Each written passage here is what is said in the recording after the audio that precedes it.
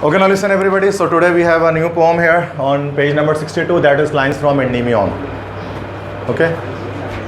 एंडेमियन से ली गई कुछ lines. It is a very long poem of John Keats, जिसकी हम कुछ लाइंस को पढ़ने वाले हैं, जैसे lines from Samson Agonistes, lines from Ulysses. वैसे ये भी लाइंस फ्रॉम एंडेमियन है. एक बहुत लंबी नज़म के स्टार्टिंग की लाइंस हम डिस्कस करने वाले हैं, पढ़ने वाले हैं. ठीक है, तो पोम के बारे में तो बाद में बात करते हैं. First of all let's discuss something about John Keats. John Keats who was the poet, was the poet of lines from Endymion. John Keats is one of the most famous poets of romantic era.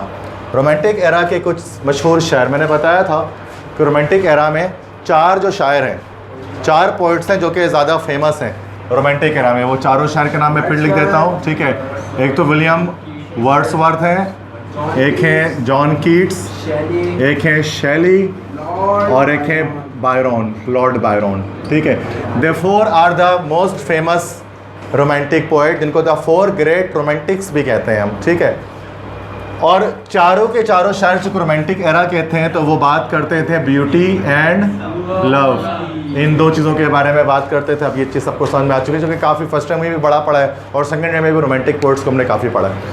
तो romantic era के शायर जो थे वो ये थे. ठीक है, and he was the last to take birth but first to die in romantic era. जो सबसे फेमस बात कि जॉन कीट्स बड़े मशहूर शायर थे इंग्लिश लैंग्वेज के, सबसे आखिर में पैदा हुए और सबसे पहले उनकी मौत हो गई. इन चारों शायरों में सबसे आखिर में ये पैदा हुए थे और इन चारों शायरों में सबसे पहले मौत भी नहीं की हो गई. ही जस्ट लिव्ड ओनली 25 ईयर्स. ये वो शायर थे जिनकी बहुत ही मतलब कह लो कि कम एज में डेथ हुई. 25 साल की उम्र में जॉन कीट्स की डेथ हो गई. लेकिन उस 25 साल में उन्होंने इतनी बेहतरीन शायरी की, और शायरी उन्होंने 20 साल में शुरू की और 25 साल में मौत हो गई. लेकिन उन 5 ईयर्स के अंदर उन्होंने ऐसी शायरी की कि वो विलियम वर्ड्सवर्थ, बायरन और शैली के टक्कर के जो है वो शायर बने. ठीक है, और कहा जाता है कि अगर जो है वो ये भी बाकी शायरों की तरह 70-80 साल जी पाते तो शायद विलियम शेक्सपियर से भी ज़्यादा बड़े शायर होते हैं. या विलियम शेक्सपियर भी, उसका भी उसके सामने जो है वो कोई नाम नहीं होता जॉन कीट्स के सामने. लेकिन अल्लाह को मंजूर ये था कि इनकी जो है वो डेथ 25 साल की उम्र में हुई. लेकिन बड़े एक्सट्रीम टैलेंटेड पोइट जिनको हम कहते हैं इंग्लिश लैंग्वेज के अंदर. ठीक है, वो जॉन कीट्स हैं, तो जिनको हम पढ़ने वाले, बड़ा भारी नाम इनका शायरी के अंदर. ठीक है, मतलब एक धाक इनकी है इंग्लिश शायरी के अंदर. तो मैं बताऊंगा वजह क्या है इसके पीछे. तो famous for his oats, famous क्या लिखने में, ओट्स को लिखने में बड़े फेमस हैं. और ओट्स के बारे में मैंने आपको बताया था टाइप्स ऑफ पोम में कि एक वो शायरी जो जिसमें खूबसूरती के बारे में बात की जाती है उनको हम लोग कहते हैं oats. A poem about beauty, मैंने वो टाइप्स ऑफ पोम में दे दिया है. ठीक है, तो टाइप्स ऑफ पोट्री का एक अलग मेरा एक टॉपिक है, वो ऊपर कार्ड में मैं आपको मेंशन कर दूंगा. ठीक, आ गया उसमें. सिमिली फिगर्स, हाँ बोलो. हाँ, सिमिली मेटाफोर, ये मैंने इसके बारे में भी तो बताया है आपको. Simile, metaphor, personification, paradox, oxymoron. Second year में मैंने टाइप्स ऑफ पोम पे तो क्लास ली है ना. टाइप्स ऑफ पोम तो मैंने आपको बताया है, ड्रामेटिक मोनोलॉग, एपिक. ठीक है, और फिगर्स ऑफ स्पीच नहीं बताइए, फिगर्स ऑफ स्पीच नहीं बताइए. अच्छा एक मिनट यार, मेरे लेक्चर यूट्यूब पे फिगर्स ऑफ स्पीच पर है मेरे चैनल पे. ठीक है, तो अभी बताने से मुराद वो एक्स्ट्रा टाइम कंज्यूम करना पड़ेगा उस पर.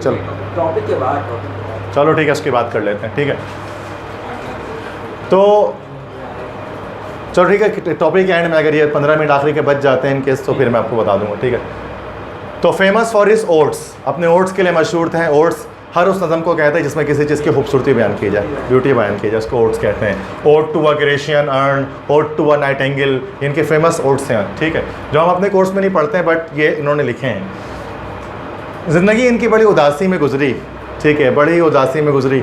इन्हीं के एक सागर सिद्दीकी जो है वो पाकिस्तानी एक शायर थे, उन्होंने जो है वो एक नज़म, एक शेर लिखा था जो उनके ऊपर फिट बैठता है. वो मैंने नीचे लिखा है कि ज़िंदगी एक जबरे मुसलसल की तरह काटी है, ना जाने किस जुर्म की पाई ये सज़ा याद नहीं. ठीक है, तो उनकी ज़िंदगी एक जबरे मुसलसल की तरह थी कि जब वो 8 साल के थे तो उनके वालिद की वफ़ात हो गई, और जब वो 14 साल के हुए तो उनकी मदर की वफ़ात हो गई टीबी की वजह से, ट्यूबरक्लोसिस की वजह से. ठीक है, जिसकी वजह से इंसान जो है खून थूकना शुरू कर देता है. ठीक है, खांसी में भी खून आना शुरू हो जाता है, उसको टीबी कहते हैं. और पुराने ज़मानों में टीबी का इलाज नहीं था. आज तो टीबी एक इलाज वाली बीमारी है, उसका क्यूर है. बट पुराने वक्तों में जिस दौर के शायर हैं उस दौर में टीबी का इलाज जो है वो मेडिकल साइंसेस के अंदर नहीं था, इसलिए बड़े बड़े हीरे हमने सिर्फ इतनी छोटी मोटी बीमारियों में गंवा दिए दुनिया में। लेकिन आज मेडिकल साइंस एक से एक बीमारियों का इलाज निकाल लेती है, ठीक है, कुछ ना कुछ करके इंसान को सेहत याब कर देती है। बट पहले सेहत याबी नहीं होती थी इन चीज़ों में, इसलिए 25-25 साल की उम्र में लोग टीबी जैसी नॉर्मल बीमारी से जो वफात पा जाते थे, ठीक है। तो 14 साल की हुए तो उनकी मदर की डेथ हो गई, ठीक है। उसके बाद जो है वो सर्जरी उन्होंने ज्वाइन किया, सर्जन का कोर्स करना शुरू किया, MBBS किया, सर्जरी की तरफ आए, डॉक्टरी का प्रोफेशन था लेकिन छोड़ दिया सर्जरी को और शायर बन गए, क्योंकि उनके अंदर उनके एक शौक़ था शायरी करने का। तो सर्जन बन रहे थे लेकिन बनते बनते सर्जरी को छोड़ दिया और शायरी की तरफ आ गए। और अगर शायद ये शायरी की तरफ आए तो इसकी वजह से मशहूर हुए। अगर वाकई में ये सर्जन भी मर जाते हैं तो हम आज उनके बारे में बात भी नहीं कर रहे होते कि ये कौन बंदा था जॉन कीट्स जो दुनिया में कभी पैदा हुआ, ठीक है। सर्जन तो नॉर्मल सर्जन होता है, सर्जन इतना मशहूर नहीं होता, वो टीबी का इलाज दरियाफ्त करने वाला साइंसदान होता है, ठीक है। तो मतलब कभी कभार शायर बनना, मतलब इनका ये फ़ैसला जो था वो ज़्यादा बेहतर फ़ैसला था। जैसे स्टीव जॉब्स कहते हैं ना कि स्टीव जॉब्स की अगर आपने स्पीच सुनी होगी, स्टैनफोर्ड यूनिवर्सिटी की स्पीच, स्टीव जॉब्स जो कि एप्पल कंपनी के फाउंडर हैं, ठीक है। तो वो जो स्पीच डिलीवर किया तो उन्होंने बताया था कि मैंने यूनिवर्सिटी में तो मैं गया, यूनिवर्सिटी में मैंने तालीम हासिल की, लेकिन मैंने सिर्फ 1 साल यूनिवर्सिटी पढ़ के छोड़ दिया, 4 साल की डिग्री नहीं कंप्लीट की मैंने, और ज़िंदगी का सबसे अच्छा फ़ैसला मैंने यही किया, क्योंकि अगर मैं 1 साल पढ़ के छोड़ता नहीं तो मैं एप्पल कंपनी के फाउंडिंग नहीं कर पाता। तो आज उससे बड़ा काम है क्या, अगर वो पास आउट होकर निकल जाता स्टीव जॉब्स नाम को कोई बंदा और नॉर्मल एक जॉब कर रहा होता तो आज दुनिया एप्पल कंपनी को जानती भी नहीं कि आईफोन भी कोई चीज़ होती है, ठीक है। कभी कभार कुछ फैसले इंसान के लिए फ़ायदेमंद होते हैं जो दूसरों की नज़र में बेवकूफ़ाना फैसले होते हैं। अगर आप छोड़ दोगे तो आपके घर पे बोला जाएगा ये क्या कर दिया, ठीक है, लेकिन उसने कर दिया तो आज नाम मशहूर हुआ, मतलब। लेकिन टैलेंट था बंदे में, जैसे इसके अंदर शायरी का टैलेंट था, इसने इसलिए छोड़ा। तो 20 साल की उम्र से उन्होंने शायरी लिखनी शुरू की और 25 साल में जो डेथ हुई तो 5 साल उन्होंने सिर्फ शायरी की, बस ओनली 5 years की शायरी की किताब इनके पास है हमारे पास। He wanted to marry Miss Fanny Brawne, एक खातून थी जिनसे इनको मोहब्बत हो गई, उन्होंने चाहा कि उनसे शादी कर लें, बट हर मदर डिनाइड, लेकिन जो वालदा थी ना मिस फैनी ब्राउनी की, उन्होंने इनकार कर दिया और बोला कि पोर्स डाई ऑफ हंगर, शायर तो भूखे मर जाते हैं, हम अपनी बेटे की शादी क्यों करें शायर से किसी, ठीक है। इस तरह से उनकी शादी भी नहीं हो पाई जिनसे उन्होंने मोहब्बत की। तो एक तरह से ये भी इनकी ज़िंदगी में एक उदास वाला लम्हा। तो इतनी सारी उदासी के जब वो शिकार हुए, ना माँ ना बाप, और जब मोहब्बत जो की वो भी नहीं मिली, तो आखिरकार 25 साल की उम्र में वो टीबी के शिकार हो गए। इलाज के लिए इंग्लैंड से इटली ले जाया गया, लेकिन वहाँ जाते जाते उनके रास्ते में मौत हो गई। और 25 अच्छा उन्होंने जो शायरी की ना वो उन्होंने सब संभाल के रखी, उन्होंने दूसरों को दिखाया नहीं। तो ये वो शायर थे जिनका नाम उनके मरने के बाद हुआ। मरने के बाद जब उन्होंने उनकी शायरी को पढ़ा ना तो लोगों को पता लगा कितने बुलंद पाए गए ये शायर था। वरना जॉन कीट्स हमेशा कहा करता था अपने बारे में कि I am the one whose name was written on water, कि मैं वो शख्स हूँ जिसका नाम पानियों पे लिखा जाएगा, वो बोला करता था। मतलब जब इंसान को बहुत मामूली होता है ना तो वो उदासी के आलम में कहता है कि मैं वो शख्स हूँ जिसका नाम पानी पे लिख दिया जाएगा। क्योंकि पानी में जब आप कोई नाम लिखते हो ना तो वो नाम सेकंडों भी नहीं रहता। अब पानी में अगर मैं नसीम लिख दूंगा तो वो तो लिखा हुआ ही नहीं रहेगा ना, सेकंडों भी नहीं रहेगा, तो फ़ौरन गायब हो जाएगा, ठीक है। तो अब ये उसके मरने के बाद भी अगर आप उसकी कब्र जो वेस्टमिनिस्टर एबे में इंग्लैंड में मौजूद है ना, उसकी कब्र अगर तो मैं उसको जब मैं वीडियो डालूंगा तो वो कब्र की तस्वीर भी डाल दूंगा मैं उसमें, कि उनकी कब्र के ऊपर लिखा हुआ है कि here lies the one whose name was written on water, कि यहाँ लेटा हुआ है वो शख्स जिसका नाम पानियों पे लिखा जाएगा। उसके कब्र के ऊपर ये लाइन लिखी हुई है, क्योंकि हमेशा अपने आप को इस तरह से समझते थे। लेकिन इनके मरने के बाद इनकी बड़ी नाम हुआ, यहाँ तक कि शैली इनके बड़े मद्दाह थे, पर्सी बायशे शैली पर्सी बायशे शैली इनके बड़े समझ लो कि गर्विदा थे। शैली जिन्होंने music when soft voices die लिखा है, तो शैली जो था इसका बड़ा मद्दाह था, पर्सी बायशे शैली जिसने music when soft voices die लिखा है। और शैली ने इसकी मौत पर, जॉन कीट्स की मौत पर एक एलिजी लिखा। एलिजी किसी की मौत पर लिखते हैं, मर्सिया लिखा, एडोनेस उसका नाम था उस मर्सिया का, कीट्स की मौत पर। वो बड़ी मशहूर शैली की नज़म है जॉन कीट्स के ऊपर, एडोनेस, ठीक है। तो एक बड़ा शायर था जिसकी हम शायरी आज हम पढ़ेंगे, डिस्कस करेंगे, जॉन कीट्स की शायरी पढ़ेंगे। तो अभी आपको समझ में आ गया होगा कि one of the 4 great romantic poets हम उनको क्यों कहते हैं, ठीक है। लेकिन एक बैड लक, एक अनफॉर्चुनेट की बात है कि ये नहीं मतलब ज़िंदा रह पाए ज़्यादा अरसे तक, कि एक इतना डायमंड, एक real gem of English language हमने खो दिया कम उम्र में ही, ठीक है। अब आ जाए नज़म की तरफ। काफ़ी नज़में लिखी, उनमें से एक इनकी लंबी नज़म थी एंडेमियन। अब एंडेमियन क्या है? ये नज़म जो लिखा गया हीरोइक कपलेट्स की सूरत में लिखा गया है। हीरोइक कपलेट्स क्या होते हैं? Rhyming couplets in iambic pentameter. Rhyming couplets तो पता ही है, राइमिंग कपलेट जिसमें आखिरी के वर्ड सेम आ रहे हो, ठीक है। Ever, never, keep, sleep, breathing, wreathing, earth, days, west, all, pall, moon, boon, daffodils, rills, make, break, blooms, tombs, dead, red, drink, brink. Rhyming couplets हैं। तो राइमिंग कपलेट्स और आयम्बिक पेंटामीटर में, iambic pentameter से मुराद बताया था ना, total 10 syllable होंगे, 5 लेकिन उसके अंदर मीटर्स होंगे, ठीक है, एक स्ट्रेस और एक अनस्ट्रेस्ड। तो आयम्बिक पेंटामीटर में अगर राइमिंग कपलेट्स लिखे जाती है तो उसको हम लोग इंग्लिश में कहते हैं हीरोइक कपलेट्स, ठीक है। तो MCQ के लिए याद रखो। तो हीरोइक कपलेट्स ये है एंडीमियन। ये मैंने टेक्निकली बता दिया नज़म के बारे में, टेक्निकली ये नज़म क्या है। अच्छा, एंडीमियन खुद कौन था? ग्रीक मैथोलॉजी फिर से शुरू हो जाती है, ठीक है। एक ग्रीक मैथोलॉजी मैंने तो यूलिसिस में आपको बताई थी डिटेल के अंदर, ठीक है। उसी से रिलेटेड मैं एक बात आपको बताता हूँ कि एंडीमियन एक शेफर्ड था। शेफर्ड एक गडरिया था, एक मॉर्टल इंसान था, एक डेमी था। डेमी समझते हो ना, लास्ट टाइम बताया था, डेमी मतलब इंसान, ठीक है।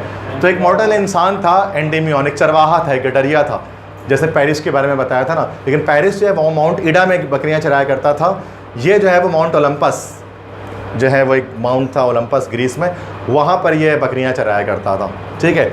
और इसके अलावा जियूस की एक बेटी थी, जियूस जो सुप्रीम गॉड है उसकी एक बेटी थी जिसका नाम था सेलीन। सेलीन भी कह सकते हैं, सिंथिया भी कह सकते हैं, दोनों नाम आता है, कभी सेलीन और कभी सिंथिया। तो सेलीन, सेलेनियम जो एलिमेंट है पीरियोडिक टेबल का, वो सेलीन के नाम पर है, सेलेनियम ऑक्सीजन फैमिली के अंदर, ठीक है। सेलीन या सिंथिया जो है, she was the moon goddess, वो चांद की जो है वो देवी थी। मून गॉडेस कहा जाता है, चांद पे रहती थी और चांद की देवी थी, ठीक है। हर चीज़ के अलग अलग देवी और देवता थे, हमने लास्ट क्लास में भी डिस्कस किया यूलिसिस में। तो चांद की देवी थी, ठीक है, और कहा जाता है चांद पे रहा करती थी कमी। और यूलिसिस जो था वो, बेटा कहाँ बैठो, इधर ही बैठ जाओ यार, सुनना ही तो है। तो यूलिसिस जो था वो, यूलिसिस कह रहा हूँ सॉरी, एंडीमियन चरवाहा था, बकरियाँ चराया करता था। और सेलीन जो थी वो ज़्यूस की बेटी थी, सुप्रीम गॉड की, और वो चांद पर रहा करती थी, ठीक है।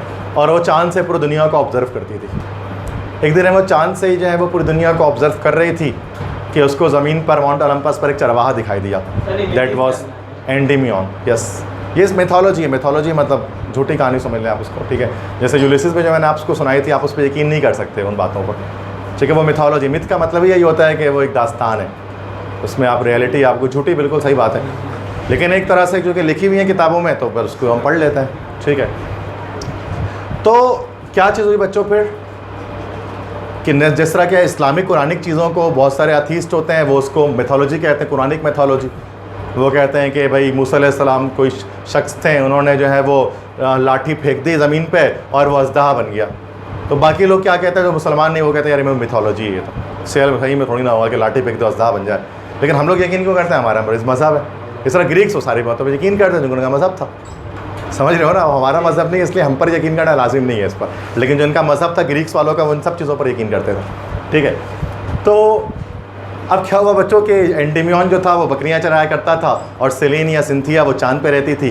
तो एक बार जब वो चांद पर ऑब्ज़र्व कर रहे थे ना ज़मीन को, तो उसको एंडीमियन जो है वो शख्स एक दिखा जो बकरियां चरा था। और पहली नज़र में जब उसने देखा ना उसको, तो उसको मोहब्बत हो गई, इश्क हो गया। चांद की देवी को एंडीमियन से इश्क हो गया, मोहब्बत हो गई उसको देखते साथ, ठीक है।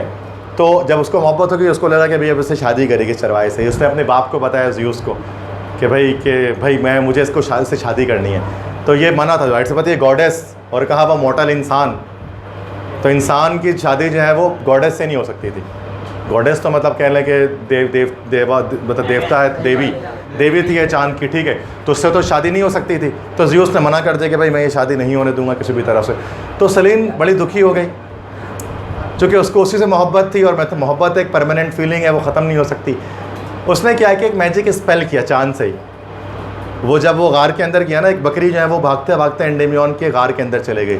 जब एंडीमियन ने गार के अंदर चला गया ना, तो सेलीन ने क्या कि एक मैजिक स्पेल किया, एक जादू मंत्र पढ़ा और उसको सुला दिया वहाँ पर एंडीमियन को, अबदी नींद, एटर्नल स्लीप सुला दिया। जब ये इंटरनेट पे आप एंडीमियन लिखोगे ना गूगल पे, तो आपको एक शख्स लेटा हुआ सोया हुआ दिखाई देगा। ही was the Endymion in internal sleep. वो एक शख्स था जो कि उसको सेलीन मून गॉडेस से सुला दिया था। अब वो क्या होता, रोज़ाना जब रात होती, जब रात ढलती, जब चांद ऊपर आता, तो सेलीन जो मून गॉडेस होती वो आती उस गार में, और वो उसको तकते रहती, देखते रहती एंडीमियन को। वो सोया रहता, उसको देखते रहती। जब सुबह होती तो दोबारा वापस चली जाती, और जब दोबारा रात आती तो दोबारा वापस आ जाती।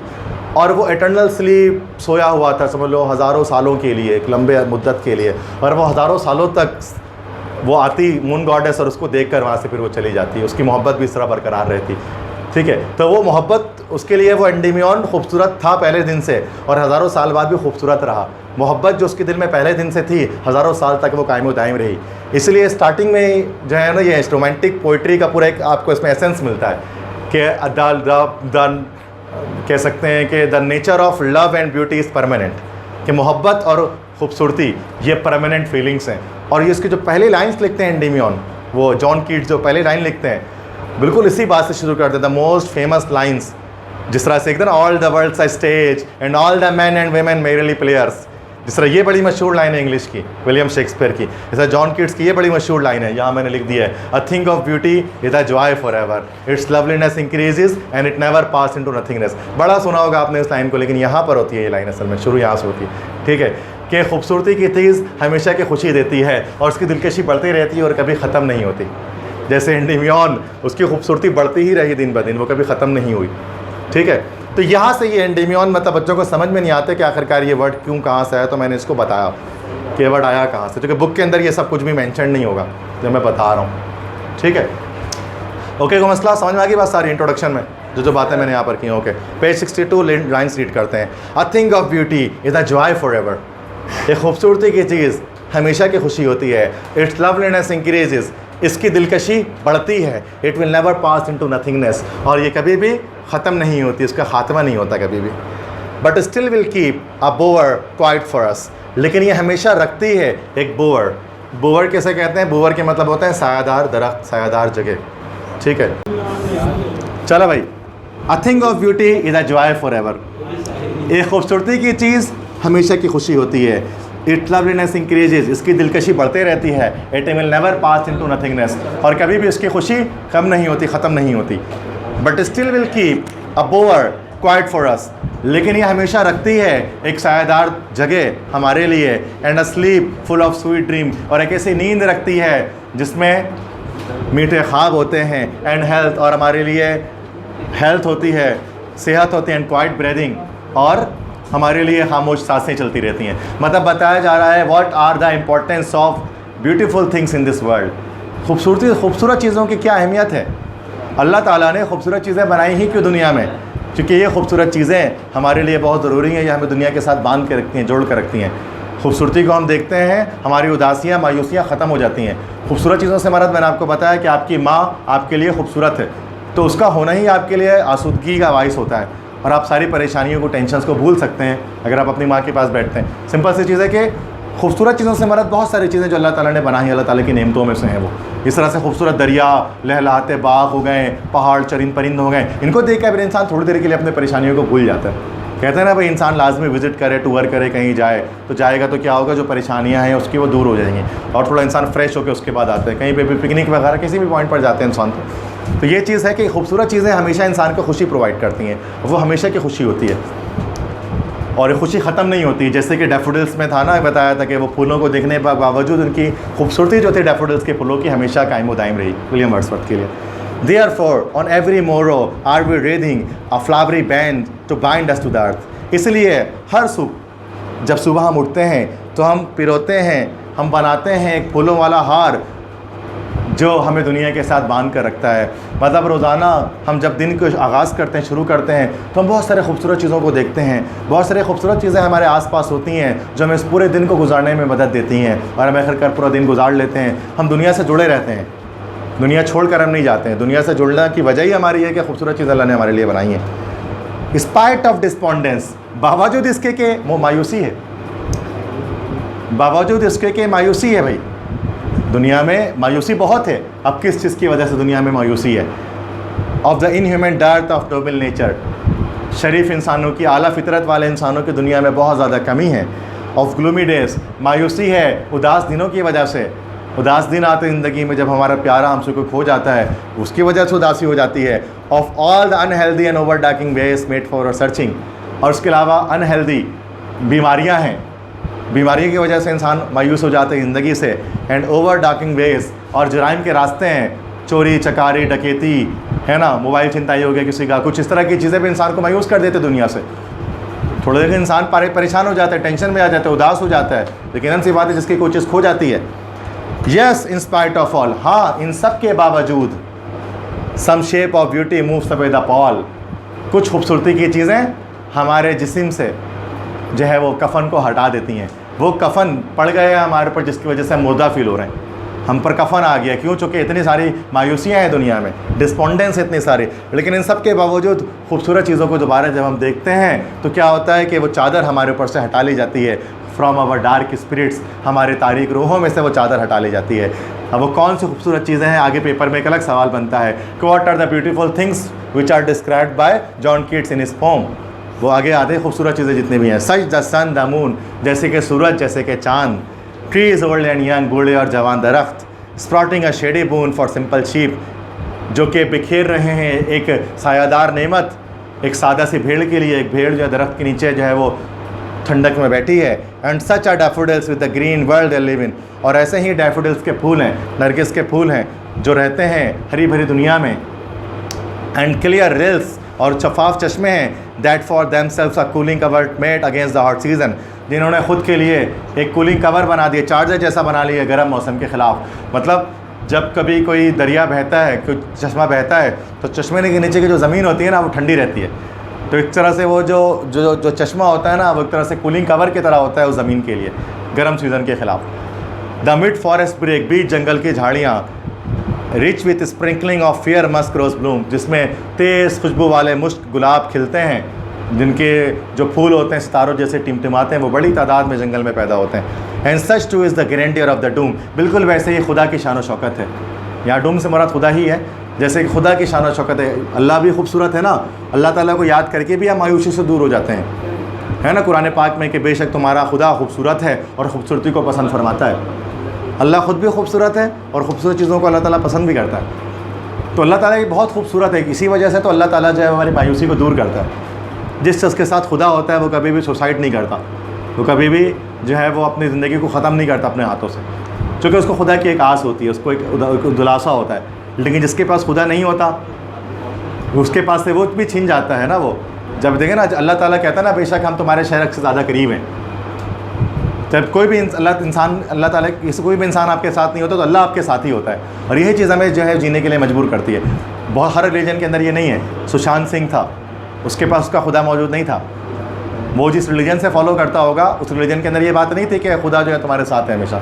इसलिए वो दोस्तों से या किसी वजह से, किसी दूर होने की वजह से, उस इतने बड़े बॉलीवुड के हीरो ने क्या कर लिया, ख़ुदकुशी कर ली, सुसाइड कर लिया, बड़ा उसका मामला गर्म हुआ। वजह ये थी कि उसके पास रिलीजन नहीं था, उसके पास उसका खुदा नहीं था। मुसलमान के पास उसका खुदा होता है। हम आखिरी दम तक खुदा से जो है वो लो लगा कर रखते हैं। हमारे लिए इस्लाम के अंदर मायूसी को कुफ्र करार दिया गया कि मायूसी है कुफ्र, कि मायूस होना ही नहीं है। जैसे अल्लामा इकबाल कहते हैं कि पेवस्तर है शजर से उम्मीदें बाहर रख, तो इंसान मायूस कभी ना हो, क्योंकि खुदा उसके साथ है। खुदा हर वक्त कहीं ना कहीं चीज़ों को बेहतर कर देता है। अल्लाह ताला कुरान में कहता है इन्ना माल उसरी उसरा, कि बेशक हर मुश्किल के साथ आसानी है। तो अल्लाह ताला ये भी कहता है अल्लाह ताला कि खुदा किसी पर इतना बोझ नहीं डालता कि वो उसको उठा ना सके, ठीक है। इसी वजह से मुसलमान हर वक्त जो है स्ट्रॉन्ग रहते हैं फेथ में, अकीदे में। दुनिया भर इंसान का साथ छोड़ देने, खुदा उसके साथ ही रहता है हर वक्त, ठीक है। और यही हमारे लिए एनर्जी का बाइस होता है मुसलमानों के लिए। इसलिए मुसलमानों के अंदर सुसाइड रेशो सबसे कम है बनस्बत बाकी रिलीजन के। सुसाइड रेशो इसलिए कम है कि हमारे पास भरोसा हर वक्त है अल्लाह पर हमारा, ठीक है। तो यही कहते हैं कि बिल्कुल इस तरह से खुदा की शान व शौकत है। अल्लाह बहुत खूबसूरत है, उसकी शान व शौकत है। अल्लाह का होना भी हमारे लिए मायूसी को दूर करता है, खुदा का होना भी, कि वो खूबसूरत है। और ख़ूबसूरत चीज़ खुदा को हम याद करते हैं तो हम असल में खूबसूरत चीज़ को याद कर रहे हैं, तो हमारी मायूसियाँ ख़त्म हो जाती हैं, ठीक है। We have imagined for the mighty death, और हमने सोचा है, हम सोचते हैं उन शहीदों के बारे में। All lovely tales that we have heard or read, उन शहीदों के तमाम वो दास्तानें जो कभी सुनाए गए, जो कभी हमने पढ़े। इतने सारे शहीद हैं, हर मुल्क के अलग अलग शहीद होते हैं। उन शहीदों के दास्तानों को हम पढ़ते हैं तो फिर हमारे अंदर मायूसी ख़त्म हो जाती है।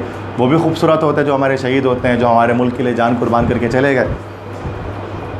एंड एंडलेस फाउंटेन ऑफ, ये सारी चीज़ें, and endless fountain of immortal drink, ये एक ना ख़त्म होने वाला एक फव्वारा है जिसमें आब हयात मौजूद है। Pouring unto us from the heaven brink, जिसको खुदा क्या कर रहा है, आसमान के किनारे से थोड़ा थोड़ा करके हम पर उंडेले जा रहा है। कि खुदा ताला खूबसूरत चीज़ों को पैदा करता है, दुनिया में भेजता है, ताकि दुनिया में जो इंसान है, शफुल मखलूक़ात हैं, वो दुनिया के साथ जुड़े रहें, बंधे रहें, और ये खूबसूरत चीज़ें देखकर हमारी ज़िंदगी बसर होती रहे। This is the importance of good things, importance of beautiful things, उस पूरी नज़म में यही बात बताइए। तो एक तरह से बड़े टिपिकल नज़म है कि समझ में नहीं आ रहा बात क्या चली यहाँ पर। छोटी सी बात का इंपॉर्टेंस ऑफ ब्यूटीफुल थिंग्स को इन्होंने पूरी तरह से एक्सप्लेन किया है कि I think of beauty is a joy for ever की सूरत में। तो बिल्कुल वैसे जैसे कि सेलिन मून गॉडेस के लिए एंडीमियन खूबसूरत था, तो उसने हज़ारों साल बिता दिए सिर्फ उसको देखने की खातिर कि जब वो गार के अंदर आती है सिर्फ उसको देख कर वो चली जाती। ठीक है, तो ये बड़ा एक लंबा वक्त उसने उसको बिताया, गुजारा। अगरचे ये मैथोलॉजी है बट हम इसको रिलेट कर सकते हैं इस नज़म के नाम के साथ, एंडीमियन के साथ। क्लियर, समझ में आ गई? Okay, that's it for today's class.